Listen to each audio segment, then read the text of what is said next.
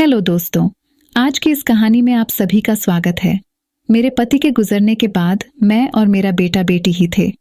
दोनों जवान हो गए थे। मेरा नाम कुसुम है। मेरी उम्र 40 साल है। मेरे पति की मृत्यु हो चुकी है। मेरा एक बेटा और बेटी है। बेटा 22 साल का है और बेटी 19 साल की है। मेरे पति के जाने के बाद घर में हम 3 लोग ही रहते हैं। मेरे बेटे का नाम आकाश है और बेटी का नाम सोनिया है। हम लोग बिहार में रहते हैं, मगर इस समय हम लोग महाराष्ट्र के पुणे में रहते हैं। मेरे पति की जॉब के कारण हम लोग बिहार से महाराष्ट्र आ गए थे। तभी से हम यहीं पर रह रहे हैं। जहां शहर में आने के बाद मेरे पति ने शराब पीना शुरू कर दिया था। उसके बाद वह सारे पैसे को शराब में ही उड़ाने लगे थे। इससे उनकी तबीयत बहुत खराब रहने लगी। उनके इलाज में काफी हमारे गांव की सारी खेती बिक गई। मेरे पति सुबह शाम शराब पीते रहते थे। शराब की लत के कारण एक भी पैसा नहीं बचा था। हमारे पास सब कुछ गंवाने के बाद भी मैं उनको बचा नहीं पाई। अपने घर की इस हालत के लिए मैं अपने पति को ही जिम्मेदार मानती हूँ। अगर हमारे गांव के खेत न भी के होते तो मैं अपना गुजर बसर गांव के खेतों के सहारे कर लेती। पति की मौत के बाद किसी तरह से मैंने बेटों को ग्रेजुएशन करवाई। उसने मोटर पार्ट्स का काम सीख लिया। उसको 25,000 सैलरी मिलने लगी। वह मुंबई में अपने दोस्त के पास रहकर काम कर रहा था। हम लोगों को पैसे भेज दिया करता था। इससे हमारा गुजारा भी अच्छा चलने लगा। अब मेरी बेटी भी पढ़ाई कर रही थी। पैसा उसी के अकाउंट में आता था। 2 साल के बाद जब घर आया तो आकाश अब जवान होकर एकदम से मर्द बन चुका था। मैं उसको देखकर बहुत खुश हुई थी कि मेरा बेटा इतना बड़ा हो गया है। मैं सोच रही थी कि उसकी शादी कर दूं। कुछ महीने के बाद मैंने आकाश से शादी की बात की तो वह बोला कि पहले घर बनवाना है, उसके बाद मैं शादी कर लूंगा। इसी बीच कुछ ऐसा हो गया था जो मुझे बहुत परेशान करने लगा था। मुझे इस बात के बारे में बाद में पता चला। आकाश ने मुझे बताया था। बात ऐसे हुई कि एक दिन आकाश घर में सो रहा था कि रात के 11 बजे थे। उसको बाथरूम जाना था तो वह उठा और फिर से कुछ आहट सुनाई दी। उसने पीछे वाले गाय के तबेले में जाकर देखा तो सोनिया एक लड़के के साथ बातों में लगी हुई थी। उसने सोनिया को एक झापड़ मारा और उसको वहां से अंदर लेकर गया।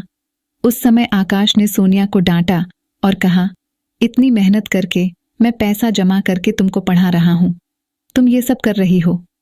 सोनिया चुपचाप खड़ी होकर सब कुछ सुन रही थी। डांटते हुए आकाश की नजर सोनिया को देख रही थी। पता नहीं देखते देखते उसके मन में कुछ अजीब विचार आने लगे। वह सोनिया को अजीब नजरों से घूरने लगा। फिर वह उसको समझाने के लिए अंदर लेकर गया। उसको बिठाकर समझाने लगा, लेकिन उसकी नजर उसके ऊपर हट से नहीं रही थी। धीरे धीरे उसका मन अपनी बहन के लिए करने लगा। उसने सोनिया से कहा, मैं तुम्हारे लिए यह सब कर रहा हूं। वह बोला, तुम जो कहोगी वह मैं करने के लिए तैयार हूं। अगर तुम्हें यह सब करना ही है तो मेरे साथ कर लो। घर की इज्जत को इस तरह से क्यों बाजार में बेच रही हूं? सोनिया आकाश को और हैरानी से देखने लगी। तभी आकाश ने सोनिया के हाथ में 20,000 रख दिए। छोटी उम्र में इतने सारे पैसे देखकर सोनिया की आंखें खुली की खुली रह गईं। आकाश बोला, यह बात तुम्हारे और मेरे बीच में ही रहेगी। सोनिया ने हाँ में गर्दन हिला दी। धीरे धीरे फिर सोनिया भी 19 साल की होने लगी थी, इसलिए उसको कुछ ज्यादा पता नहीं था। उसको शायद पैसे का लालच आ गया था। इस सब का अंजाम वह नहीं जानती थी क्योंकि अभी इतनी मैच्योर नहीं थी। वहां आकाश भी अपने मकसद में कामयाब हो रहा था। आकाश जो कि एक भारी भारी भरकम मर्द बन चुका था। सोनिया उसके सामने बच्ची लग रही थी। अगली सुबह मैंने देखा कि सोनिया ठीक से चल नहीं पा रही थी। उस रात ने हमारे घर का माहौल बदल दिया। अब सोनिया खुद ही अपने भाई से क्रिकेट के लिए कहने लगी। आकाश भी यहां 1 महीने के लिए घर आया था। इस घटना के बाद वो 2.5 महीने घर में रुका था। सोनिया के शरीर में परिवर्तन साफ दिखाई देने लगा था। जो मैं नोटिस कर पा रही थी, उसका शरीर भी काफी भरने लगा था। आकाश उसको चुपके चुपके से सूखा मेवा और फल खिलाता था।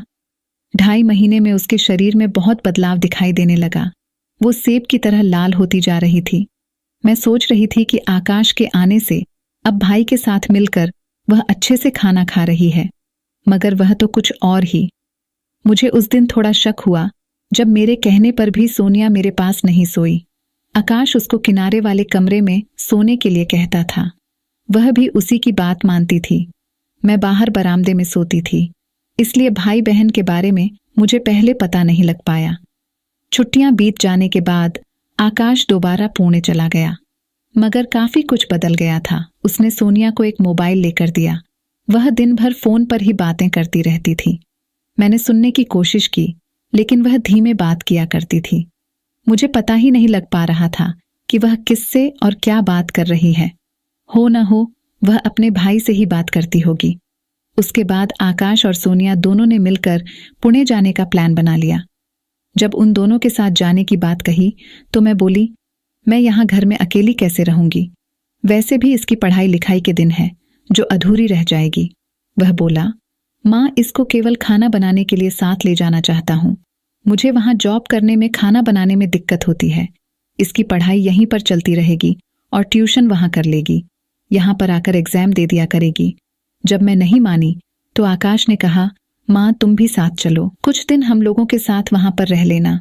उसके बाद फिर तुम चाहो तो आ जाना, नहीं तो वहीं पर रह लेना। अगर नहीं चाहो तो यहाँ घर पर वापस आ जाना। मैं उन दोनों की जिद के सामने मान गई। हम तीनों माँ बेटी पुणे चले गए। वहां पर जो घटना हुई वह भी शायद किसी के साथ नहीं हुई होगी। वहां पर जाने के बाद जिस घर में हम रहने वाले थे उसे एक कमरा नीचे था और उसके ऊपर सीमेंट का छप्पर था। साथ में ही लोहे की सीढ़ी लगी हुई थी। ऊपर में दूसरा वार्ड बना हुआ था, मगर वह ऐसा था कि वहां पर सीधे खड़े होकर नहीं चल पा सकते थे। उसकी ऊंचाई बहुत कम थी। मैंने वह घर देखकर कहा, बेटा यहाँ तो नीचे एक ही कमरा है, हम तीनों इस छोटे से कमरे में कैसे सोएंगे? आकाश बोला, माँ मैं ऊपर सो जाऊंगा और आप दोनों नीचे सो जाना। अगर आपको फिर भी कोई दिक्कत लगे तो सोनिया भी ऊपर आ जाएगी। आप आराम से सो जाना, टेंशन मत लो, यहाँ पर सब ऐसे ही सोते हैं। फिर हम लोग ऐसे में सोने लगे। 2-3 दिन तक हुए कि सोनिया कहने लगी कि उसको यहाँ पर नींद नहीं आती, नीचे गर्मी ज्यादा है, हम लोग ऊपर से सो जाते हैं। मैं बोली, लेकिन ऊपर तो तुम्हारा भाई सो रहा है।